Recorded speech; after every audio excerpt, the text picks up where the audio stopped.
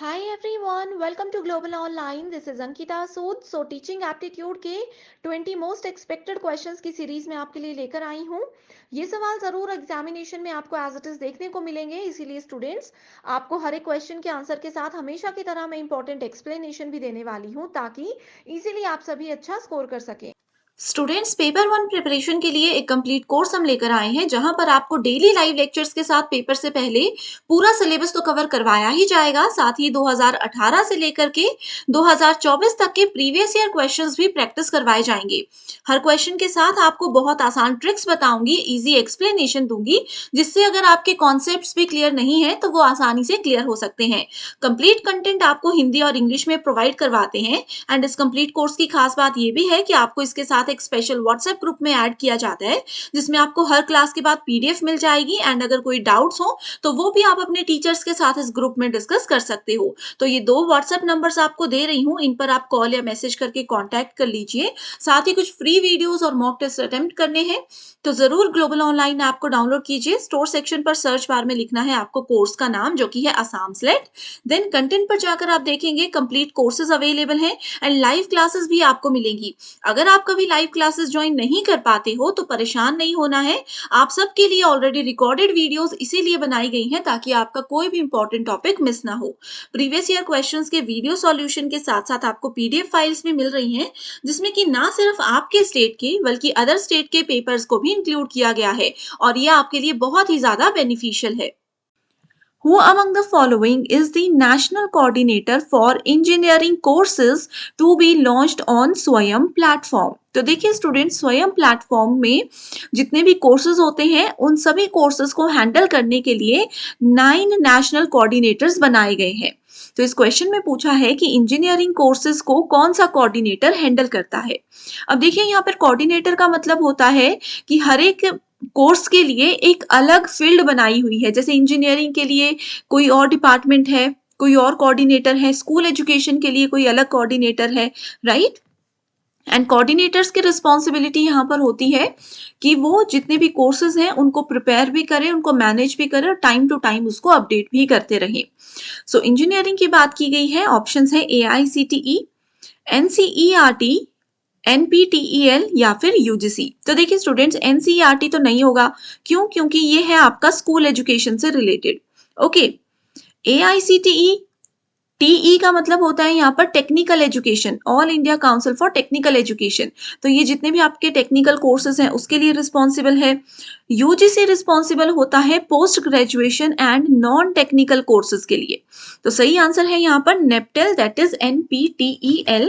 ये है आपका रिस्पॉन्सिबल इंजीनियरिंग के कोर्सेज को हैंडल करने के लिए इन स्वयं प्लेटफॉर्म।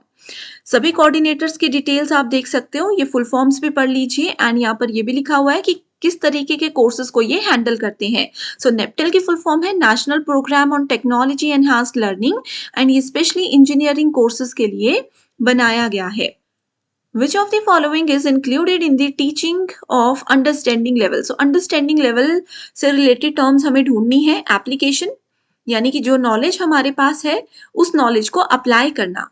कंपैरिजन, एक किसी टॉपिक के बारे में हमें पता है उसको अपने किसी नए टॉपिक या अपने पुराने नॉलेज के साथ कंपेयर करना। एब्स्ट्रैक्शन, जिसको अमूर्तन कहा जाता है।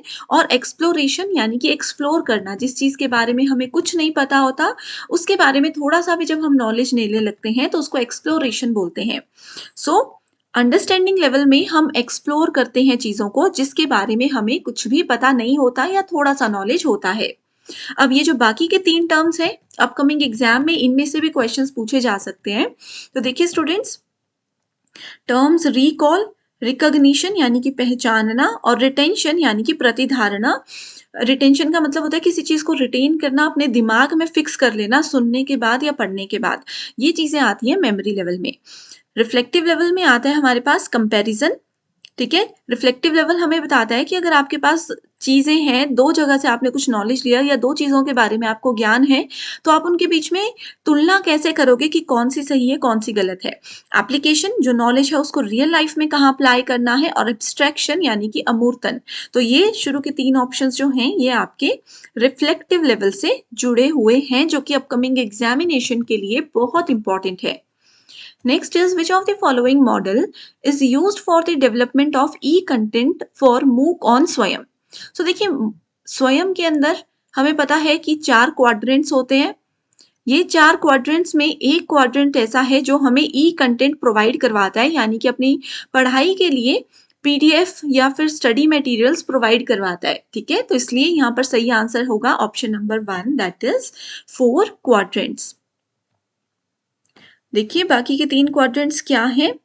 Video lectures, specially prepared reading material जिसको कि हमने ई कंटेंट अभी बोला.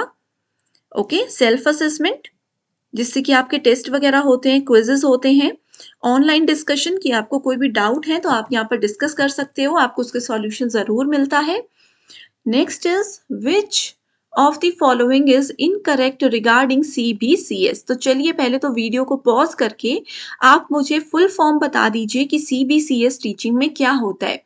ये क्वेश्चन एग्जाम में आएगा ही आएगा. ठीक है, तो CBCS is a framework to provide choices for electives and optional to students. ये बच्चों को अपनी पसंद के सब्जेक्ट्स सेलेक्ट करने में मदद करता है, बिल्कुल करता है. बट यहाँ पर इनकरेक्ट स्टेटमेंट बोला है, तो ये तो CBCS के रिगार्ड में सही है, तो इसको हम गलत कर देंगे. ठीक है, CBCS can be implemented only through online programmes. ये बोल रहे हैं कि CBCS को सिर्फ ऑनलाइन प्रोग्राम्स के जरिए आप इम्प्लीमेंट कर सकते हैं, लागू कर सकते हैं. ये इसके लिए गलत स्टेटमेंट है. ओके, ये इसके लिए गलत स्टेटमेंट है, हमें इनकरेक्ट ही ढूंढना था, तो यहां पर देख सकते हो आप. सो सही आंसर आ गया option number B. Next question is which among these is a dimensional teaching aid. So dimensional teaching aid वो कौन सा टीचिंग एड ऐसा है जो कि किसी डायमेंशन यानी कि किसी आयामी के ऊपर काम करता है. ब्लैक बोर्ड नहीं है, डिस्प्ले बोर्ड भी नहीं है, पिक्चर्स भी डायमेंशनल टीचिंग एड्स नहीं है, तो सही आंसर है मॉडल्स. एंड मॉडल्स की जब भी हम बात करते हैं तो मॉडल बेसिकली 3 डायमेंशनल रिप्रेजेंटेशन है किसी भी रियल चीज का, एब्स्ट्रैक्ट थिंग्स का और रियल थिंग्स का डायमेंशनल रिप्रेजेंटेशन है, एंड ये 3 डायमेंशन पर काम करता है. Okay, a teacher designing a lesson on cultural diversity for a college class in anthropological plans to what. सो यहाँ पर देखो एक एग्जाम्पल, एक रियल लाइफ एग्जाम्पल के साथ क्वेश्चन जो है फ्रेम किया गया है. इसमें बोला है कि एक टीचर एक लेसन बना रहे हैं किस पे, सांस्कृतिक विविधताओं के ऊपर. ओके, हर एक संस्कृति में जो विविधता होती है उसके ऊपर एक लेसन प्लान कर रहे हैं स्पेशली फॉर कॉलेज के बच्चे. तो यहाँ पर क्या चीज, कौन सी स्टेटमेंट इसको सही डिफाइन कर रही है. Lecture on major cultural group and around the world and their traditions. No. Analyse artefacts and symbols from different cultures. अलग अलग कल्चर्स के आर्टिफैक्ट्स और उनके सिंबल्स को हमें क्या करना है, समझना है, और अपने मीनिंग में या उनको उनके मीनिंग में हमें एक्सप्लेन करना है, उनके मीनिंग को हमें एक्सप्लेन करना है. नहीं, ये भी नहीं होता. नेक्स्ट है organise a simulation where students experience aspects of a specific culture. No. Last option है facilitate a debate on the impact of globalisation on cultural identities. तो ये होगा आपका सही आंसर कि अगर हमें बच्चों को सांस्कृतिक विविधता के बारे में बताना है तो उनकी सांस्कृतिक पहचान पर वैश्वीकरण के प्रभाव यानी कि ग्लोबलाइजेशन का क्या प्रभाव पड़ा है, उस वो एक टॉपिक देकर बच्चों को बोलेंगे डिस्कस करो, तो ऐसे करके वो चीजों को ज्यादा सीख पाएंगे. ओके, सो स्टूडेंट्स, मैंने आपको होमवर्क दिया था CBCS की फुल फॉर्म बताने के लिए. तो CBCS होता है चॉइस बेस्ड क्रेडिट सिस्टम. ये बच्चों को अलाउ करता है to choose which of the following interdisciplinary, intradisciplinary, skill oriented papers यानी कि जिससे आपकी स्किल डेवलप होती है, open book examination. No. Cataloguing services. No. तो सही आंसर है option number 1, 2 and 3. Choice based credit system students को ये परमिशन देता है कि वो इंटरडिसिप्लिनरी और इंट्राडिसिप्लिनरी, मतलब देखिए मान लीजिए आप नॉन मेडिकल रखते हो, तो नॉन मेडिकल में फिजिक्स, केमिस्ट्री, मैथ, इंग्लिश और IP आपके सब्जेक्ट्स हैं. ठीक है, ये 5 सब्जेक्ट्स हैं. लेकिन CBCS हमें अलाउ करता है कि आप इनमें से फिजिक्स, केमिस्ट्री, मैथ तो आपको नॉन मेडिकल में पढ़ना ही पड़ेगा. इसके अलावा आप एक्स्ट्रा सब्जेक्ट जैसे कि हिस्ट्री भी पढ़ सकते हो, आपका मन है आप इकोनॉमिक्स भी पढ़ सकते हो। तो ये होता है इंटरडिसिप्लिनरी और इंट्राडिसिप्लिनरी, जो कि हमें सीबीसीएस अलाउ करता है। ओके, सीबीसीएस को यूजीसी ने लॉन्च किया है। यूनिवर्सिटी ग्रांट कमीशन के बारे में आपने पढ़ा है, उसको सीबीसी को यूजीसी ने ही लॉन्च किया है। अब यहाँ पर एक क्वेश्चन दे रही हूँ और कि बताइए सीबीसीएस को यूजीसी ने कौन से ईयर में लॉन्च किया था, कौन से ईयर में इंट्रोड्यूस किया था। Next is match the following का क्वेश्चन है, लेवल्स ऑफ टीचिंग और उसके examples. Memory, understanding, reflective. Okay, so यहाँ पर देखिए, encourages critical thinking based on cognitive interchange. So critical thinking यानी कि बच्चों को गहन विचार करने के बारे में जब सिखाया जाता है तो वो कौन सा लेवल होता है, वो होता है आपके पास रिफ्लेक्टिव लेवल। तो हम सी को फर्स्ट से मैच करते हैं, तो सी को फर्स्ट से मैच करोगे तो आपको ऑटोमेटिकली आंसर मिल जाएगा। ठीक है, मेमोरी लेवल बोलता है फैसिलिटेट्स रिकॉलिंग। ये देखिए अभी हमने फर्स्ट क्वेश्चन में रिकॉलिंग और रिकॉग्नाइज टर्म पढ़ी थी। ओके, अंडरस्टैंडिंग लेवल होता है enhance scope of seeing of relationship and meanings.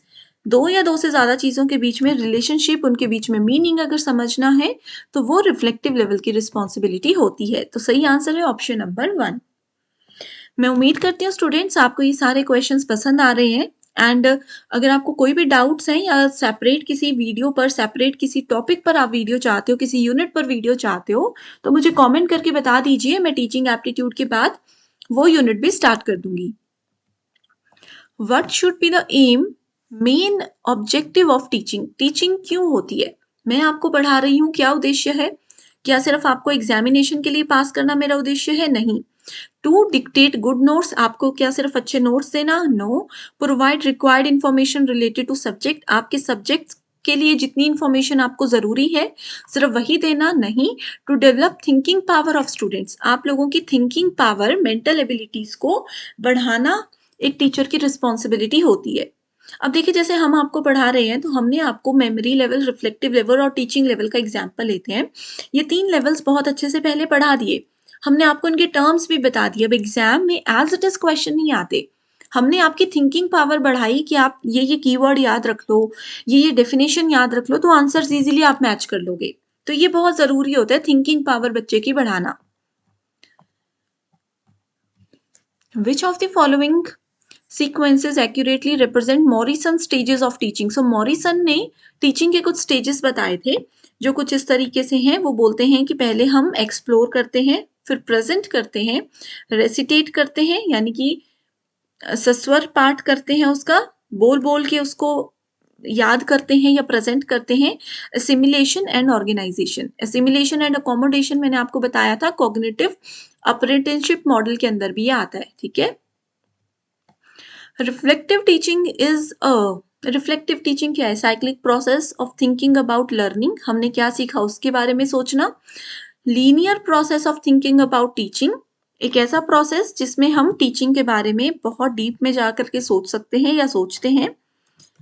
Cyclic process of thinking about teaching, देखिए एक चीज तो यहाँ पर क्लियर हो कर देती हूँ आपकी कि रिफ्लेक्टिव टीचिंग, चिंतनशील शिक्षण जो है वो एक चक्रीय प्रक्रिया होती है, साइक्लिक प्रोसेस होता है। ठीक है, जिसमें कि हम टीचिंग के बारे में सोचते हैं। ओके,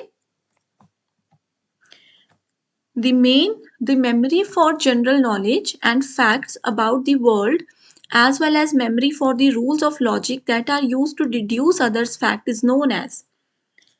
अब देखिए, आप जनरल नॉलेज पढ़ रहे हो, कोई फैक्ट पढ़ रहे हो देश विदेश के बारे में, वो आपकी मेमोरी में स्टोर हो जाता है। ठीक है, या फिर कोई ऐसी मेमोरी जहां पर आपके रूल्स, लॉजिक, ये सब चीजें स्टोर होती हैं, उस मेमोरी को क्या कहते हैं? टेम्परेरी तो नहीं होती हैं, है ना? सिमेंटिक, आइकॉनिक या जनरल, तो ये होती है आपकी सिमेंटिक यानी कि शब्दार्थ स्मृति। अब देखो जीके वगैरह आप पढ़ते हो, वन टर्म में उसके आंसर्स होते हैं तो वो शब्द अर्थ होते हैं, राइट? तो शब्दार्थ स्मृति, सिमेंटिक मेमोरीज को कहा जाता है। The organized bodies of information stored in memory that bias the ways new information is interpreted, stored and recalled is known as। Okay, so बहुत ही ज्यादा इंपॉर्टेंट क्वेश्चन है, इसका सही आंसर है स्कीमा। सिंपल सा क्वेश्चन है, देखिए यहाँ पर बोला है स्मृति में यानी कि हमारी मेमोरी में संग्रहित जानकारी, जो भी इंफॉर्मेशन हमने इकट्ठी की है आज तक, उसका संगठित निकाय, ठीक है, उसका जो संगठित एक साथ जो उसका हम संगठित निकाय करते हैं, जो नई जानकारी की व्याख्या, नई इंफॉर्मेशन हम उससे रिलेटेड जो भी ले रहे हैं उन सबको व्याख्या, उनको इंटरप्रेट करता है, उनको स्टोर करता है और उनको रिकॉल करता है, याद करने के तरीके को पूर्वाग्रहित करता है। ठीक है, याद करने के तरीके को क्या करता है, ऑर्गेनाइज तरीके से हमारे को बताता है, पूर्वाग्रहित करता है, उसको हम क्या कहते हैं, स्कीमा कहते हैं। एक पर्टिकुलर फॉर्मेटिंग में जो चीजें होती हैं उसको स्कीमा कहते हैं। Okay, the communication process is active and interactive. देखिए कम्युनिकेशन हम कर रहे हैं क्लासरूम में, जहां पर एक्टिव भी हैं हम और इंटरएक्टिव भी हैं। एक्टिव का मतलब होता है कि सामने वाला कुछ बोल रहे हैं तो हम उनको अच्छे से सुन भी रहे हैं और रिस्पॉन्स भी दे रहे हैं। At a very high level in which of the following levels of teaching, तो वो कौन से टीचिंग के लेवल में होता है, तो वो होता है रिफ्लेक्टिव लेवल में। ठीक है, यानी कि हम सुन भी रहे हैं, सामने वाला जो बोल रहा है उसमें रिस्पॉन्स भी दे रहे हैं, तो response term is related to reflective level. Which of the following is true about understanding level of teaching? Understanding level समझने की चीजें होती हैं, तो इसका सही आंसर है teaching is comprehend, teaching to comprehend the concept. अवधारणाओं को समझना या समझाना यहाँ पर सीखा जाता है। अब जैसे मेमोरी लेवल में आपको एबीसीडी सिखाया जाता है, एबीसीडी का एक्चुअल मीनिंग, उसकी एक्चुअल इंप्लीमेंटेशन आपको सिखाती है understanding level. Okay, Which of the following describe understanding level of teaching? Systematic, step-by-step presentation of to promote retention of facts and facts presented. Okay, so इस question में बोला जा रहा है, देखिए कि सिस्टमैटिक तरीके से आप क्या कर रहे हो, आप रिटेंशन टर्म मैंने क्या बताई, रिटेंशन और फैक्ट्स को रिकॉल करना होता है आपका मेमोरी लेवल, तो ये तो अंडरस्टैंडिंग लेवल का नहीं है। Giving a large number of positive and negative examples to explain concept, ये PYQs में से स्टेटमेंट आई है एज इट इज, कि किसी भी कॉन्सेप्ट को लेकर के या किसी भी कॉन्सेप्ट को एक्सप्लेन करने के लिए आप उसके पॉजिटिव और नेगेटिव एग्जाम्पल्स देकर उसको समझा रहे हो, तो ये बिल्कुल सही है। Insisting on effective storage of information, जबरदस्ती स्टोर करनी है बस इंफॉर्मेशन, ये मेमोरी लेवल में होता है। Helping to promote seeing the relationship among facts, देखिए लास्ट क्वेश्चन में भी हमने पढ़ा फैक्ट्स के बीच में रिलेशनशिप हमें रिफ्लेक्टिव अंडरस्टैंडिंग लेवल बताता है। ये हमें बताता है कि ए फॉर एप्पल है, बी फॉर बॉल है, तो इनके बीच में क्या रिलेशन है, एप्पल खाने के काम आता है, बॉल खेलने के काम आती है, तो फैक्ट्स के बारे में भी समझाता है और उनमें अगर कुछ सिमिलैरिटीज या डिफरेंसेस हैं या रिलेशन है वो भी बताता है। तो बी एंड डी हमारे पास सही आंसर होंगे। ठीक है, MOOCkit is one of the projects serving currently for providing online education. It is offered by, so MOOCkit जो प्लेटफॉर्म है ये ऑफर किया गया है IIT Kanpur, Bombay, IISc, IIT Madras. सो इसका सही आंसर है IIT Kanpur. Okay, so again देखिए CBCS का क्वेश्चन लेकर आई हूँ। In CBCS ability enhancement courses are of two kinds. इसमें बोला जा रहा है कि क्षमता वृद्धि के जो पाठ्यक्रम होते हैं CBCS के अंदर, ये दो प्रकार के होते हैं। पहला है, ऑप्शंस दिए गए हैं, आपको सही दो ढूंढने हैं। एबिलिटी एनहांस्ड कंपल्सरी कोर्सेज, ये बोलता है कि एबिलिटीज को, किसी पर्सन की क्षमताओं को बढ़ाने के लिए कंपल्सरी कोर्सेज इसके अंदर है, बिल्कुल सही है। ओके, तो पहला स्टेटमेंट तो सही है। Skill enhancement compulsory courses, skills को एनहांस करने के लिए भी कंपल्सरी कोर्सेज हैं। एबिलिटी एनहांसमेंट इलेक्टिव कोर्सेज नहीं है, स्किल एनहांसमेंट इलेक्टिव कोर्सेज भी नहीं है, स्किल एनहांसमेंट कोर्सेज भी नहीं है। ठीक है, तो सही आंसर है ए एंड बी। ओके, वैसे तो देखिए यहाँ पर कोर्सेज सेलेक्ट करना एक बच्चे के लिए ओपन है बिल्कुल, वो चाहे तो जो मर्जी इलेक्टिव, जो मर्जी मेन सब्जेक्ट अपना सेलेक्ट कर सकते हैं, बट स्किल एनहांसमेंट और एबिलिटी एनहांसमेंट के लिए जो आप एक बार कोर्स सेलेक्ट करते हो वो फिर आपको फॉलो करना पड़ता है। ठीक है, which of the following methods are learner centre teaching methods? So learner centre जिसमें लर्नर फोकस्ड होते हैं, लर्नर के पास स्टूडेंट के पास एक पूरा अधिकार होता है कि वो स्टूडेंट टीचर से कुछ भी क्वेश्चंस पूछ सकते हैं, कुछ भी मतलब टॉपिक रिलेटेड कुछ भी, ठीक है। एंड जिस तरीके से वो पढ़ना चाहते हैं, जैसे वो पढ़ना चाहते हैं, तो वो टीचर को बोलकर उस तरीके से पढ़ सकते हैं। सो लर्नर सेंटर टीचिंग मेथड्स में क्या क्या चीजें आती हैं? एक तो इसमें एक्टिव लर्निंग आती है कि बच्चों के हिसाब से अगर पढ़ाएंगे तो वो बहुत एक्टिवली पार्टिसिपेट करते हैं, ठीक है। दूसरी चीज आती है कोऑपरेटिव लर्निंग, इसमें बच्चे एक साथ मिलजुल कर पढ़ना लिखना सीखते हैं, ये भी सही है। Inductive teaching and learning, so inductive teaching and learning भी सही है लर्नर सेंटर के रिगार्ड में। पैसिव लर्निंग यहाँ पर नहीं होती, पैसिव लर्निंग आपकी टीचर सेंट्रिक मेथड में होती है, ठीक है। तो सही आंसर है A, B and C only, that is option number 1। What is true about non-formal learning environment? Non-formal learning environment क्या होता है? Learning does not take place in structured way. Okay, non formal, देखिए formal learning होती है जो school में बहुत strictly पढ़ाई जाती है, नॉन फॉर्मल होती है जो आपको गेम्स के थ्रू, इनफॉर्मल भी इसको बोल सकते हैं, जो गेम्स के थ्रू, पजल्स के थ्रू बच्चों को सिखाई जाती, पोएम्स के थ्रू बच्चों को सिखाई जाती है, ठीक है। सो इसमें कहा गया है नॉन फॉर्मल के अंदर कौन कौन सा आता है। ट्रू स्टेटमेंट्स हमें देखनी है। Learning does not take place in structured way, so structured way में टीचिंग नहीं होती है, लर्निंग नहीं होती है, ये बिल्कुल गलत है। स्ट्रक्चर्ड वे में होती है, एक प्लान तो पूरा करना ही पड़ेगा ना, अगर बच्चों को पोएम के थ्रू भी पढ़ा रहे हैं तो वो प्लान चीजें होती हैं, ठीक है। अगला है हमारे पास does not aim at certification, इसमें सर्टिफिकेशन भी मिलता है, ट्रू बोला है तो गलत होगी ये। Learning takes place in a structured manner, structured manner में लर्निंग होती है, ओके। सो देखिए स्टूडेंट्स, इस वाले क्वेश्चन में थोड़ा सा कंफ्यूजन है कि learning takes place in a structured manner, तो स्ट्रक्चर्ड मैनर में ये होती है, देखिए यहाँ पर नॉट था, यहाँ पर सही होगा ये, ठीक है। Takes place outside formal educational structure, takes place outside formal educational structure, उससे थोड़ा सा बाहर ये निकल के काम करती है, ऐसा बोला जा रहा है।